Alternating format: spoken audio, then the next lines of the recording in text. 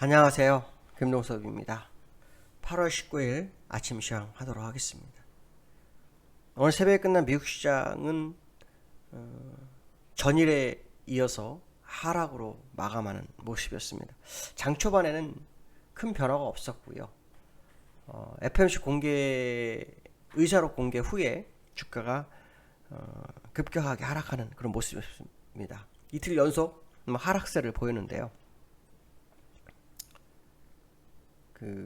FOMC 의사록에 의하면, 그러니까 지난 7월 거죠. 7월 FOMC 회의의 의사록을 보면 대부분의 참석자가 연내 테이퍼링을 착수를 시사했답니다. 시사.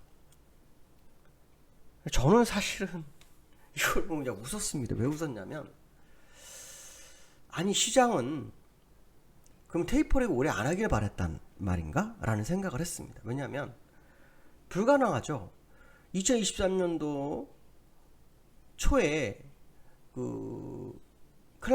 리차드 클라리다라는 그 연준 부의장이 금리 인상을 한다고 했어요. 그러면 테이퍼링 할 수 있는 시간은 내년 1년, 그 다음에 올해 4개월 남았어요. 그러면 시간적으로 보면은 테이퍼링은 10개월 내지 1년 6개월 사이로 해야 돼요.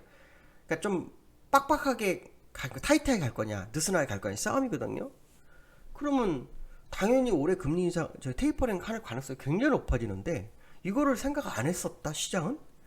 야, 이건 대단한 겁니다. 아니면 이거를 누가 시장을 방어하기 위해서 계속 그런 논리를 폈을지도 모르겠다 이런 생각이 들었는데요. 어쨌든 이 FOMC 의사록에서는 내년도 테이퍼링 착수에 대해서 의견이 다 모여졌다고 하네요. 근데 이유는 그거예요. 물가 목표치가 완성이 됐다. 그러니까 물가 목표치가 이루어졌다. 근데 물가 목표치라는 게 원래 뭡니까? 2%였죠. 연 2%였어요. 근데 지금 몇 달째 5%를 유지하고 있죠. 그러니까 이제 얘네들도 두려운 거예요. 근데 그 시장에서 반대한 사람도 있었는데 그 사람 뭐냐면 최대 고용이 관건이라 이거죠. 최대 고용이 되지 않고는 할 수 없지 않느냐. 이런 얘기를 했다고 합니다. 근데 대부분의 참석자가 한 말 중에 하나가 뭐냐면 고용 회복을, 그러니까 코로나 팬데믹 이전으로 고용 회복을 하는 것은 올바른 기준이 아닐 수 있다라는 표현을 썼다고 합니다. 이거가 되게 중요하죠. 너무 왜 중요할까요? 제가 지난번에 한번 설명을 해드렸던 것 같습니다. 물가가 오르면 소비자가 소비의 여력이 줄어들어요. 소비의 여력이 줄어들면 기업이 생산한 물량이 매출이 감소할 수밖에 없고, 매출의 감소는 생산의 감소를 가져올 수밖에 없고, 생산의 감소는 고용을 흔들 수밖에 없어요. 그러니까 결론적으로 말하면 물가가 올라가면 고용을 늘릴 수가 없을 거다 이거죠. 결국 물가를 안정시켜야 고용이 최대가 될 거다. 이렇게 가야 맞을 거예요. 그렇다면 금리 인상이나 테이퍼링을 빨리 하지 않으면 잘못하면 하이퍼 인플레이션이 올 수 있고, 그 하이퍼 인플레이션은 미국이 역사적인 큰 실패, 낭패를 볼 수도 있는 상황이 되는 거예요. 지금 그러한 예가 하나가 나타나고 있죠. 아프가니스탄. 자기들 20년을 투자했는데 안 됐더라 이거죠. 그렇죠? 근데 그러한 부분들이 실패로 다가오게 되면 정치적 리스크가 오고 이런 식이 오잖아요. 똑같은 거거든요. 지금도 인플레이션에 대해서 2%를 주장하더니 5% 간데도 괜찮다 이게 자꾸 낙관을 하면서 최대 고용을 얘기하는 거, 이 자체가 어쩌면은 인플레이션을 적을 더 키워버리는 상황이 돼서 자기들이 행동할 수 없는 지경까지 갈 수도 있다는 거죠. 그러니까 사실은 테이퍼링을 빨리 하는 게 맞을 거라고 저는 보고 있습니다. 인플레이션은 한번 생기기 시작하면 기하급수적으로 생기는 게 인플레이션입니다. 그거를 하루아침에 조절이 안 될 거라고 저는 봅니다. 그렇기 때문에 지금 연준이 대응을 빨리 안 하면 힘들 거라고 판단하고 있습니다. 이게 이제 시간과의 싸움일 거다. 저는 그래서 우려하는 게 뭐냐면 금리 인상 전 내년에 할 거라고 보거든요. 금리 인상 내년에 할 거고, 그것도 빠르게, 지난번에 금리 인하 할 때 빠르게 한 것처럼 빠르게 할 소지가 굉장히 높다고 보고 있습니다. 이거는 제 개인적 생각이 그렇습니다.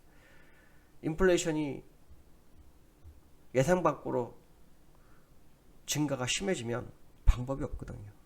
지난번에 연준위에서 우리는 인플레이션을 다룰 수 있는 도구가 수단이 있다라는데 그 도구가 수단이 금리 인상 하나밖에 없습니다. 그러니까 이거가 그들이 시사한 부분이라는 거죠.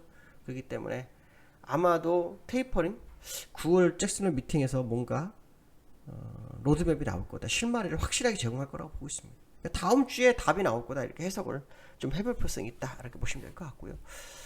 다우 기술적으로 보시면 다우하고 나스닥이 거의 한 1% 근처에 빠졌잖아요. 이틀 연속으로 빠졌어요. 다우 차트 볼까요?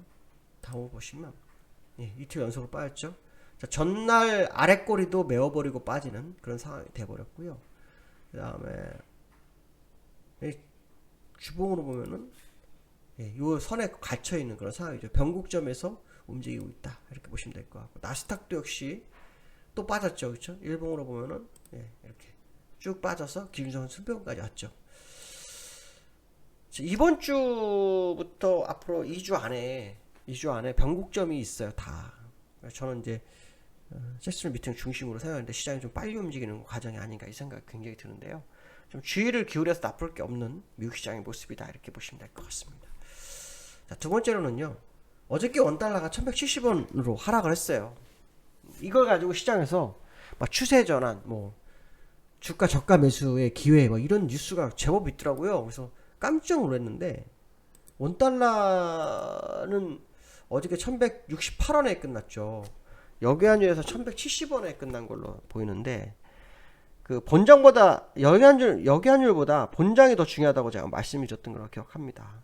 본장 오늘 1171원에 끝났네요. 1171원 끝났는데, 이걸 말하면서 시장에서는 저가 매수세를 주장하는 사람들이 제법 있더라고요. 근데 저는 이거를 그렇게 생각하시면 안 된다고 보고 있습니다. 아마 120주선 위에서 안착 싸움 하는, 지난번 60주선 올라가서 싸움 했던 것처럼 그 싸움의 시간이 도래 항보로 보는 게 맞지, 주식의 저가 매수세로 보는 것은 아닐 거다. 이 원달러가 지금 아시겠지만 우리나라 금리 인상, 테이퍼링, 팬데믹, 미국의 그 코로나가 하루에 13만 4천 명 이상 나오고 있어요.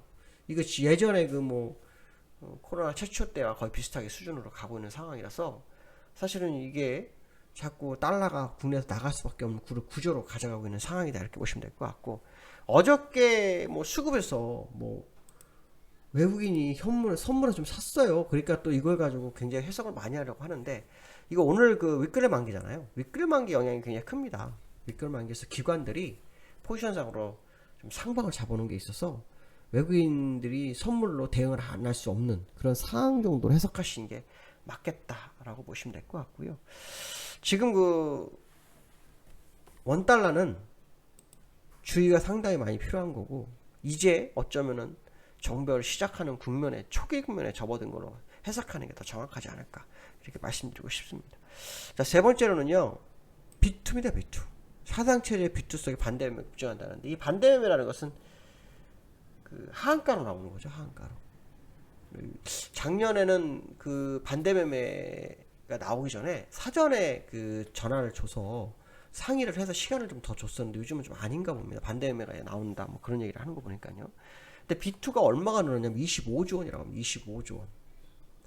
25조 원 늘었는데 하루에 평균 200억씩 늘고 있답니다. 근데 얼마 전에 350억대로 증가를 했답니다. 그래서 급수적으로 늘고 있는데, 이 반대매매, 그러니까 B2는 꼭 나오게 돼 있습니다. 항상 과거 사례를 보면 B2를 많이 가지고 주가를 끌어올린 적이 거의 없습니다. B2가 많은데도 지금 잘 버틴 시장이었습니다. 근데 실제로 종목들을 보면 B2인 상태에서 반대매매가 일부 나왔을 확률이 굉장히, 손절 물량이 나왔을 확률이 굉장히 높은 그런 모습을 가지고 있는데요. 어쨌든 이 금액이 시장에 결국은 쏟아질 거다. 그게 그냥 쏟아지지 않습니다. 주가를 많이 끌어내리게 되고 그걸 인내하던 사람이 파는 거기 때문에 좀 기술적으로 좀 중요한 위치가 있다. 오늘 기준선 수평 구간에서 어저께 아랫꼬리가 살짝 생겼어요. 근데 지금 기준선이 깨지는지 안 깨지는지 확인해 볼 필요성이 있고, 일단 정확한 위치에서 조정이 시작됐다는 것만큼은 우리가 잊지 말아야 되겠다, 이렇게 말씀드리고 싶습니다. 오늘 여기까지 하겠습니다. 감사합니다.